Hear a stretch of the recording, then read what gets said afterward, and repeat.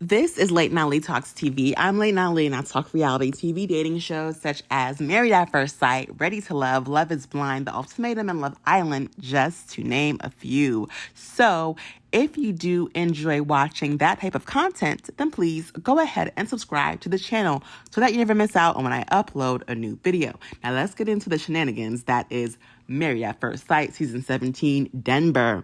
Okay, so this past episode was absolutely boring. It came on Wednesday, the same night as Love is Blind Season 6 reunion, so I was just waiting and ready for it to be over. I didn't even get through the entire episode because I was sick and tired of it. I don't care that all the couples are now separated and they keep having these discussions with their friends about, what went wrong and, what are they going to do moving forward. Like, we don't care about that. At this point, just let us get through Michael and Chloe because we're sick and tired. Like, these people are being fake. These people are trying to put up a front for the cameras, and we're tired of it. So let's get into it. I do want to talk about Chloe and Michael. So yeah, let's get into Chloe. So Chloe, it just makes no sense to me. Chloe is talking about how she wants to foster 5 children. She wants to foster teenagers because the teenagers are the hardest to get adopted. Most people, they want to adopt babies or toddlers, but she wants to adopt children because they are the hardest ones to, they have the most difficulty when it comes to getting adopted. And that I find that is very commendable. But like Michael said, it's not adopting teenage foster children that's the problem. It's the fact that you want 5. Like, what, you 5? Like, why do you need 5? I think that that's unrealistic. I think that, people, they say things and it just makes no sense because you have a warped sense of reality. It really comes across as, she has a warped sense of reality. People don't always realize, like, when you don't have children and you do get children, they're not easy to deal with. Foster children, especially, first of all, teenagers, period, are not easy to deal with. Teenagers, they sometimes, some teens may be very well behaved, but a lot of teenagers, it's a difficult time in life for them. They're going through puberty, all these hormones, and, kids at school can be so cruel. They're having a hard time fitting in. They need to make sure that they are going to go to college and try to start figuring out what they're going to do with their lives. Like, these kids are under a lot of stress, and it's a hard time, especially when it comes to foster kids who could have been dealing with a whole lot of crap in regards to why they had to leave their biological parents, and the trauma that may have come from that, or the feeling of not being wanted that will come from that. And then a lot of foster kids have very bad stories about living in foster homes. So the fact that Chloe thinks that having 5 teenage foster kids, is it commendable? Yes. It's so great that she wants to do it, but 5 at one time, girl, I can understand if she said 2 or 3. But everyone is not going to be an angel. Some of these kids, they're going to have problems, and they are going to need a lot more attention than you think. You don't go from 0 to 5 kids. It's, especially as a woman who is of a certain age, she's almost 40. She has lived her life alone the entire time. It's like, you don't go from being a single woman to a mother of 5 to teenagers and just think like, it's going to be a walk in the park for you. You're putting yourself through unnecessary stress. I think that she's reaching. That's a lot, especially because for one man, you live in a damn apartment. What? Is it a one bed? I'm sure it's probably a 1 bedroom or a 2 bedroom, if that. So what are you talking about? You want five kids? Like, I'm guessing like her long-term goals or so, but get out. First of all, you need a house first for all of this. Like, what do you, some people think that she's trying to scare Michael away. And if she is, she's doing a good job at it. And then she wants to have an animal sanctuary for like disabled animals and stuff like that. Amazing. But like Michael said, 500 animals is scary. Like, unless you start off small and then eventually grow. Like, that makes more sense. You start off small and then you start to expand. But with her, it's like, yeah, I'm going to go from 0 to 100, and it's not realistic. Like, you don't even have the property yet. Like, it's wonderful to have goals and long-term goals, but she comes across as so unrealistic. And if you think that you're going to be taking care of all these animals while simultaneously raising teenage foster children, girl, you're going to have your work cut out for you. You're going to have your work cut out for you. And to me, it just comes across as, I don't know, like she could possibly be trying to scare Michael. And then, they're talking about where they're going to live. And Michael is telling her, like, I think I want to live, we can live together for 5 days and then 2 days apart or whatever he said. And now that's foolishness. Who does that? People who live in, like, they don't officially live together. They probably spend a lot of nights together. But for you guys to officially live together, but then have 2 separate households, like, first of all, bills. Second of all, like, how does that work? Like, that's not conducive to a marriage. To me, Michael is going to try to he did try to throw up in her face, like, well, you wanted to leave. And that is true. Like, Chloe wanted to leave after the honeymoon, which I felt like that was crazy. Oh, that was so much. Oh, here's the thing, Miss Chloe. You couldn't even handle, the cameras and everything with the show. And after the first week, you had to go home and regroup. How the hell are you going to handle 5 teenagers, foster children? How are you going to handle that when you couldn't even handle a marriage after a week? And not even a whole week. Like, because their honeymoon, I feel like, was just a weekend. So it's like, I don't understand how you needed a couple of days to process, quote unquote, after your honeymoon. But you think that what are you going to do when you get 5 teenage kids?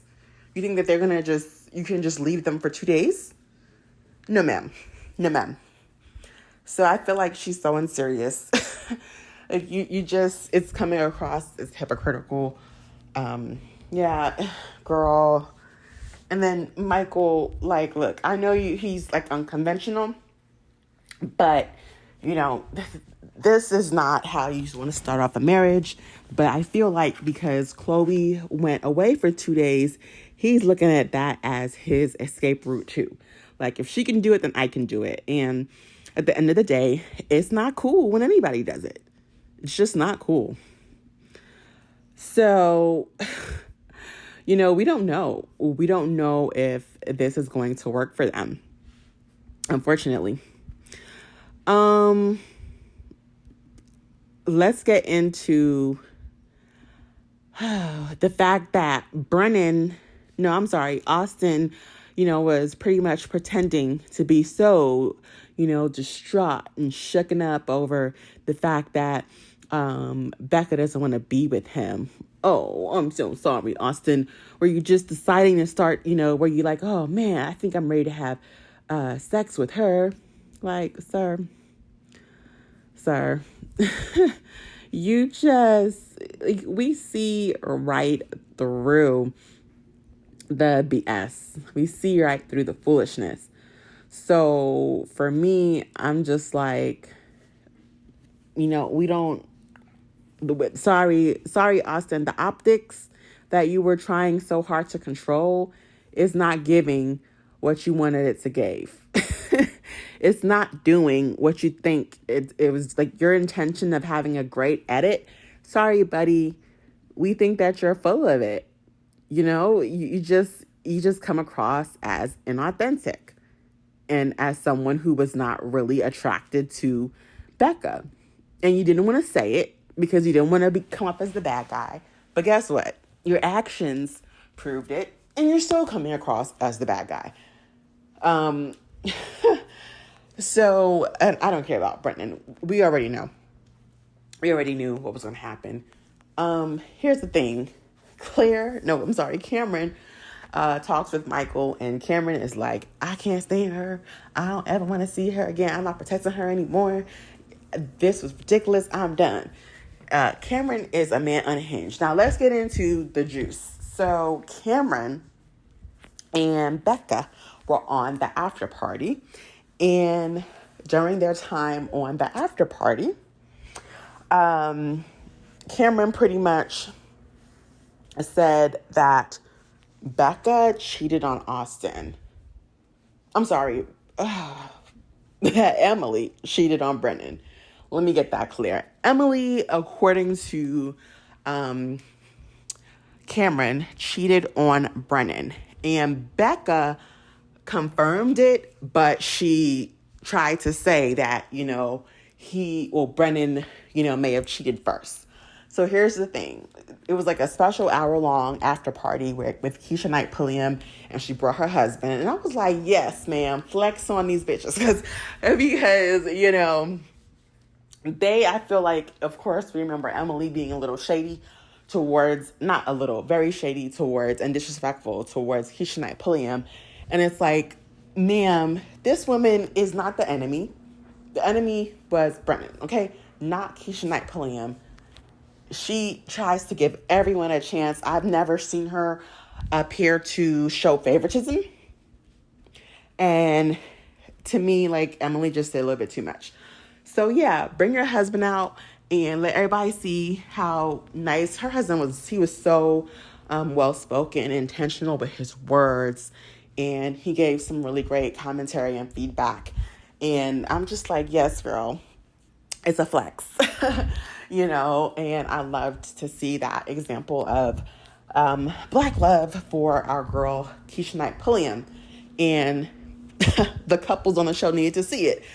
She's not just over there talking. She is actually doing the walking. You know what I mean? She's talking the talk and walking the walk. She is, married to a great guy. They have beautiful kids together. So congratulations. So I'm glad that she had him on the show. Now, they had it separated. They had Chloe and they had Austin. Of course, no real tea was dropped. Austin was just, woe is me. I'm going to pretend like I'm so shooken up over this. Boy, we know you ain't want Becca, no way. The second part, Becca and Cameron were on and they were talking, and so Cameron pretty much said that Claire was not a good friend because Claire was,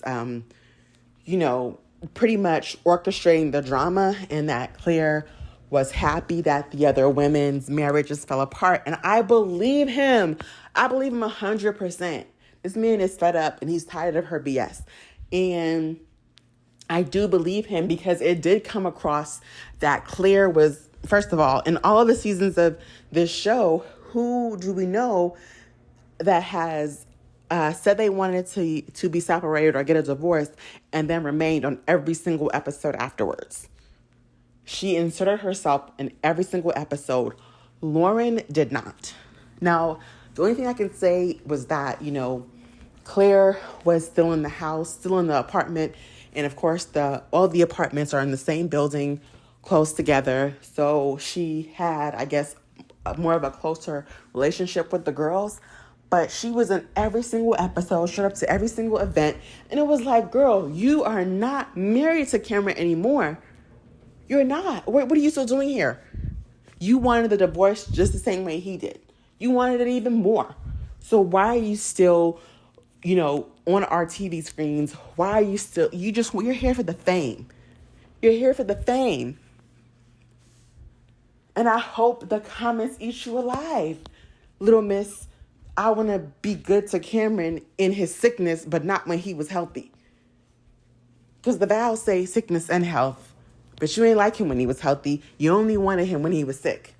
Because you wanted to appear, you wanted the optics to appear as though you're a good wife and that you care about him. When, good and damn well, he made your skin crawl. Because that's how the optics showed it on TV. And I do believe that she didn't want the other girls' marriages to last because her marriage didn't last. And she wanted someone to complain about. Like, she is the jealous girlfriend that your man warns you about. She literally is. Like, I don't see it for Claire at all. And Cameron was there to expose her. Because according to Cameron, she kind of was talking smack and he had the text messages to prove it. I mean, Emily, it was Becca. Becca tried to say something and it was just like, girl, okay, well, we'll pull it out. Pull out the receipts. The receipts, where they at? But Cameron is like ready and willing to show his receipts. And I think he was like reading text messages at that point. I mean, it's crazy. It's crazy. And I agree with him. And he also spilled the beans that pretty much what's her name? Emily cheated on Brennan. So how? So according to Becca's response was, well, Emily saw that, through his like iPad or his computer, he was messaging girls or girls were messaging him, and she felt disrespected and she had enough. So she went to a bar and made out with the guy. And if you guys remember, months ago at this point, Brennan pretty much said that she likes to go to bars and have one night stands. So that's how we know that this shit is true, because Becca didn't deny it. She claimed that, Emily saw something in regards to other women on his phone, his laptop, whatever it may be, and she decided to get back at him by going out and making out with another guy. But, according to Brennan, he said she loves to, go ahead and have one night stands, and he did not want to be with someone like that. So I'm wondering if Emily went a little bit too far and did more than just make out with somebody as revenge. And my thing is, how the hell did this happen off camera? And y'all refused to talk about it on the show. Like, what? Here's the thing. This show, when you're casted and all that stuff, it's still supposed to be a secret. The only people that should know are your family and friends who are going to be filming with you and who are going to come to the wedding. So some random girls or exes that Brennan probably used to deal with, he's probably not telling them like, hey, I'm doing Married at First Sight, so stop DMing me. And I don't want to make excuses for him because I do think that Brennan has a problem. But I'm wondering if she did this shit, was Brennan really the bad guy? I don't know. I don't want to make it seem like I'm, on his side because I'm not. But if this happened, it would explain why he's just so cold and wants something to do with her. But production, kinetic content, they need to be fired. Because how the hell is this juicy information happening off camera and y'all are not forcing them to talk about this shit on camera? This is crazy. I mean, this reunion, let me tell you, if they don't give what they're supposed to have gave, if they don't give us, they need to answer for their crimes, because how the hell is this shit happening off camera and they're not talking about it on camera? Hell no. Brennan's over here talking about, well, I want to protect her image. And we thought it was just because he didn't like her. Come to find out, she might have cheated. And that was probably what caused him to be like, no, I'm done. So, comment down below your thoughts. What do you guys think is going on? This is crazy.